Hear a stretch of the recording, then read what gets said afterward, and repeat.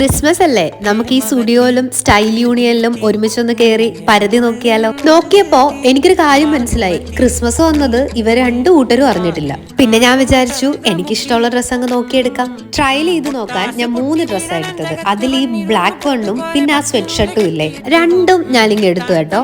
White dress വീഡിയോയിൽ കാണാനൊക്കെ കൊള്ളാം, പക്ഷെ അതിന്റെ ഫിറ്റിംഗ്സ് അത്ര പോരാ. പിന്നെ നമ്മൾ ഈ ലിപ്സ്റ്റിക് എടുത്തു. ഓർണമെന്റ് സെക്ഷനിൽ പോയപ്പം അത്യാവശ്യം എല്ലാം നല്ല അഫോർഡബിൾ ആണ്, നല്ല ഭംഗിയുണ്ടായിരുന്നു. ഇനി തൊട്ടപ്പുറത്ത് സ്റ്റൈൽ യൂണിയൻ. ഇവിടെ കമ്പാരിറ്റീവ്ലി കുറച്ചുകൂടെ ഫാഷനബിൾ ആയിട്ടുള്ള ക്ലോത്ത്സ് ഉണ്ടായിരുന്നു. ഈ ബ്ലാക്ക് കുട്ടിക്ക് നന്നേ ബോധിച്ചു, പക്ഷേ എന്റെ ഫ്രണ്ട്സിന് അയച്ചു കൊടുത്തപ്പം അത് അധികം ആർക്കും അങ്ങോട്ട് ഇഷ്ടമായില്ല.